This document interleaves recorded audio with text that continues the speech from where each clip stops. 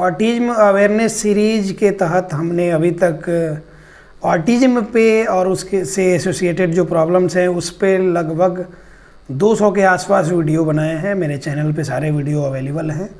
लगभग जितनी सारी प्रॉब्लम्स हैं बच्चों में, अभी न्यूरोलॉजिकल प्रॉब्लम जो भी हो रही हैं, और अभी के समय के हिसाब से जैसे न्यूक्लियर फैमिली हो गई है, सोशल इंटरेक्शन बच्चों में बहुत कम हो पा रही है, इसकी वजह से जो प्रॉब्लम्स आ रही हैं उन सारे प्रॉब्लम से मैंने लगभग कवर किया है। लगभग उन पे सारे पे प्रैक्टिकल वीडियो, थ्योरेटिकल अप्रोच जहाँ होना चाहिए वहाँ थ्योरी का है, जहाँ प्रैक्टिकल अप्रोच होना चाहिए प्रैक्टिकल पे मैंने वीडियो बनाया है। हमने एक मुहिम शुरू की है, मिशन ऑटिज्म फ्री इंडिया। हमारा लक्ष्य है कि ऑटिज्म फ्री इंडिया तो ज़रूर हो, इंडिया में हम रह रहे हैं और मेजॉरिटी सबसे ज़्यादा यहाँ पे है और सबसे ज़्यादा प्रॉब्लम्स भी अभी हैं। तो यहाँ वाले लोग क्या होता है ना कि कहीं कहीं पे जैसे बाहर की कंट्रीज़ में तो हमेशा से ये चलन रहा है कि न्यूक्लियर ही फैमिली है। उन्हीं के रंग में रंगते रंगते क्या है कि हम लोग भी अब वो धीरे धीरे वो वेस्टर्न कल्चर अपनाते हुए क्या कर रहे हैं कि गाँवों को छोड़ छोड़ के शहर में बसना, और जो किसी भी कारणवश जॉब के फेर में या फिर अपना लग रहा है कि लिविंग स्टैंडर्ड हाई करने के चक्कर में जो हम लोग बाहर जाकर रहना शुरू कर रहे हैं शहरों में, जहाँ पे ये है कि सोसाइटीज़ में, जिनको हम लोग सोसाइटी बोलते हैं। आज ही तो एक पंचकुला से हैं, उनके साथ हम जुड़े हुए थे, तो उन लोग बता रहे थे कि सोसाइटी है लेकिन कहने के नाम मात्र की सोसाइटी है। सोसाइटी मतलब क्या होता है? समाज।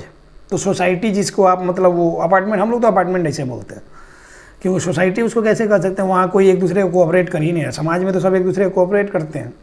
तो वहाँ किसी बच्चे को कोई प्रॉब्लम है भी तो लोग, जैसे दूसरे लोग जिनको पता चलता है तो उनको लगता है कि ये इन्फेक्शियस डिजीज़ नहीं ना हो गया, उस तरह से अपने बच्चे को लेकर भागते हैं। तो ये सारा कुछ है, ये शहरों में ही है। गाँव में अभी भी इंसानियत ज़िंदा है और किसी के घर में, एक के घर में प्रॉब्लम आती है तो गांव भर के लोग मिल के उसका सोल्यूशन खोजते हैं। शहरों में ये चीज़ें नहीं हैं।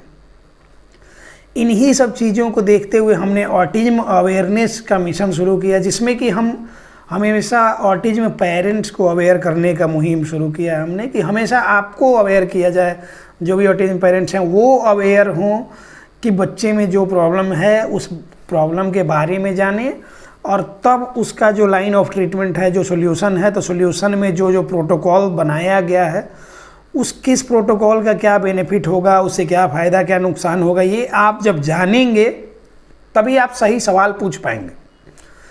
क्योंकि जैसे थेरेपी सेंटर की बात करें तो लगभग मेरे पास जितने लोग जुड़े हुए हैं, कई 100 लोग जुड़े हैं, तो उनमें सब लोगों में ये कॉमन एक ये मिल रहा है कि थेरेपी सेंटर में जाते हैं, वहाँ कुछ पूछते हैं तो उन लोग बोलते हैं कि वो हम लोग करेंगे, आप सिर्फ अपना सोशल इंटरेक्शन इंप्रूव करने पे ध्यान दीजिए। अब सोशल इंटरेक्शन इंप्रूव कैसे करें जब वही 2 BHK वाली लाइफ जी रहे हैं, सोसाइटी जिसको बोल रहे हैं आप उसमें रह रहे हैं, तो वहाँ वाले लोग आपको अपने में आने नहीं दे रहे हैं। रेगुलर आप पार्क जा नहीं सकते हैं क्योंकि उस तरह का वर्क शेड्यूल है। हस्बैंड अगर आपके वर्किंग है या फिर हस्बैंड वाइफ दोनों वर्किंग हैं तो वीकेंड पे ही जा सकते हैं। तो आप सोशल इंटरेक्शन इंप्रूव करने के लिए वीकेंड पे गए और पता चला कि वीकेंड पे गए तो बच्चा और बच्चों के साथ इन्वॉल्व भी नहीं होना चाह रहा है, वो आपसे दूर भागना चाह रहा है।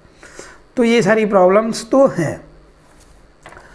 अब एक प्रॉब्लम और आती है कि अभी हम देख रहे हैं कि कहीं सेंटर्स में, थेरेपी सेंटर्स में आप जा रहे हैं, बहुत सारे लोग रिलेट कर पाएंगे इस बात से कि साल भर से, 1.5 साल से, 2 साल से, 6 महीने, 8 महीने से जा रहे हैं और क्या हो रहा है, जाते जाते ऑटिज्म है, टाइम टेकिंग है, ऑटिज्म है, टाइम टेकिंग प्रोसेस है। ये सुनते क्या हो गया ना कि एक सैचुरेशन का फेज आता है। मतलब अब वहाँ से समझ नहीं आता कि अब इसमें करना क्या है। वो थेरेपी सेंटर्स वालों को भी, पेरेंट्स को भी, जो लोग जानते हैं उसको भी। तो प्रॉब्लम क्या होती है पता है? जैसे कि बच्चे में एक ही चीज़ रेगुलर करते क्या होता है कि रिपीटिटिवली जब वो चीज़ें होते रहेंगी तो उसके बाद क्या होगा कि सैचुरेशन का फेज आ ही जाएगा। रेगुलर आप एक ही चीज़ खाना खाएंगे, अगर एक ही खाना खाते कितना भी आपका फेवरेट क्यों नहीं हो, कितना भी आपको पसंद क्यों नहीं हो, कितना भी बढ़िया खाना क्यों नहीं हो, लेकिन रेगुलर एक ही चीज़ खाते आप बोर हो ही जाएंगे। फिर उसके बाद आपको समझ नहीं आएगा, उससे ऊब जाएगा मन। वैसे ही ये थेरेपी सेंटर्स में भी अभी जो हो रहा है कि बच्चे रेगुलर एक ही थेरेपी चलते सेम प्रोटोकॉल को दोहराते 6 महीना, साल भर तक खींचते जब पेरेंट्स का सवाल पूछना बढ़ता है तो उनका जवाबदेही उनकी होती है। अब जब वो जवाब नहीं दे पाते हैं तो एक सैचुरेशन का फेज आता है। उसके बाद से अब क्या है कि एक कोल्ड वार टाइप, समझिए, आप लोग समझ पा रहे होंगे कि मतलब कि अब आप कुछ एज ए पेरेंट्स आप कुछ पूछने जाते हैं, उनको कुछ सूझता नहीं है। अब जब नहीं सूझता तो क्या करेंगे कि लास्ट में उपाय ये करेंगे, वहाँ से उठा के किसी दूसरे ये में डाल देंगे। वो जैसे ऑक्यूपेशनल थेरेपी चल रहा था तो वो उठा के क्या करेगा, स्पीच थेरेपी में डाल देगा।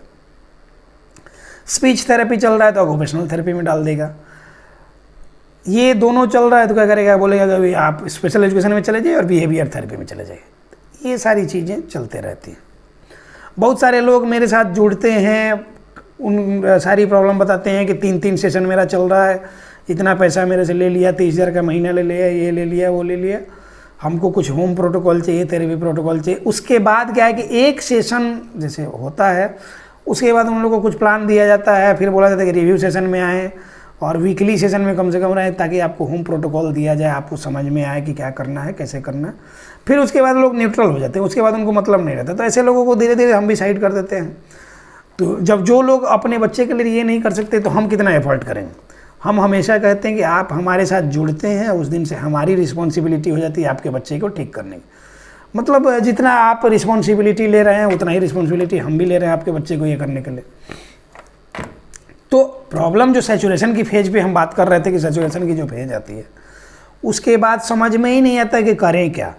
बहुत बार बच्चों में क्या होता है कि इम्प्रूवमेंट इस हद तक हो जाती है कि लगता है कि अब तो सारा कुछ हो गया, लेकिन पेरेंट्स को लग रहा है कि वो सारी चीज़ें समझ नहीं रहा। तो जाहिर सी बात है कहीं ना कहीं प्रॉब्लम तो है। अभी आज जो मैंने बोला कि पंचकुला से एक बच्चे के अटेंडेंट मेरे साथ जुड़े हुए थे लोग, तो उनसे बात हो रही थी, पहले से हैं मेरे साथ जुड़े हुए तो अच्छे खासे ही है, तो बातचीत हो रही थी। तो उन लोगों ने बताया कि जैसे बच्चे में ऐसा ऐसा ये है, अब इसके बाद समझ नहीं आ रहा है कि क्या करें। पहले बढ़िया लिखती थी, ये करती थी, उसके बाद क्या है कि अभी 6 को 9, 9 को 6 लिखना, ये प्रॉब्लम।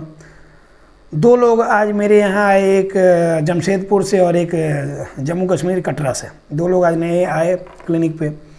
उन लोगों ने भी बताया कहीं थेरेपी सेंटर्स में ऑलरेडी वो जा रहे हैं, लेकिन वहाँ पे पूछने पे कि घर पे क्या करें क्या नहीं, तो उन लोग कुछ नहीं बताते हैं कि वो सब चीज़ें हम करेंगे, आप सिर्फ घर पे सोशल इंटरेक्शन इंप्रूव करने पर ध्यान दीजिए।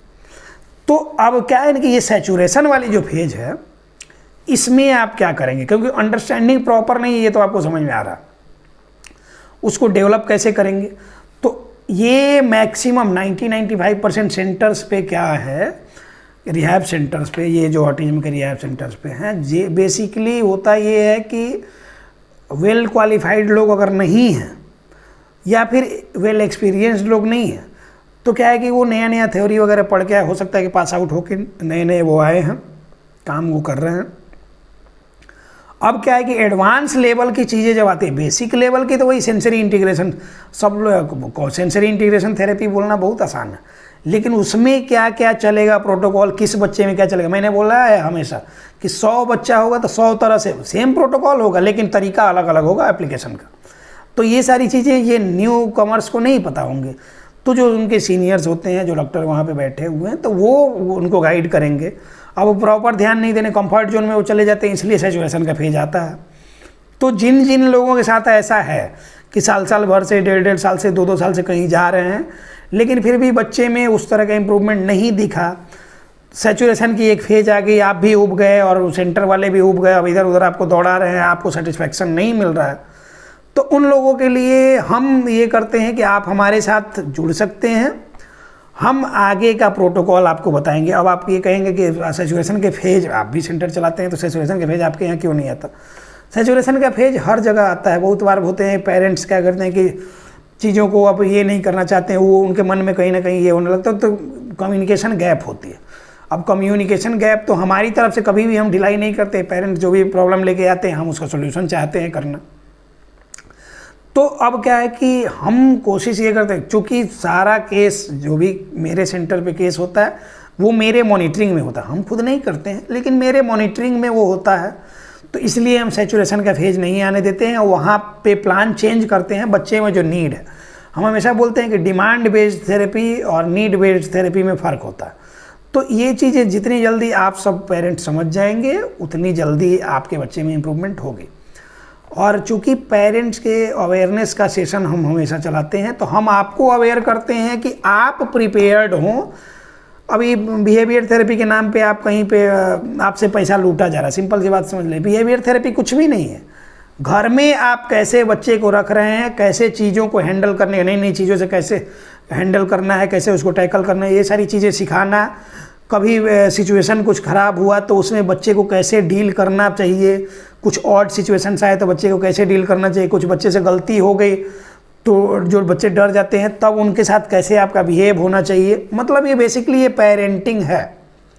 इसके लिए आप बिना मतलब 8,000 10,000 रुपया बिना मतलब कहीं देने जाते हैं, कोई फ़ायदा नहीं है। बिहेवियर थेरेपी आपके घर से शुरू होता है।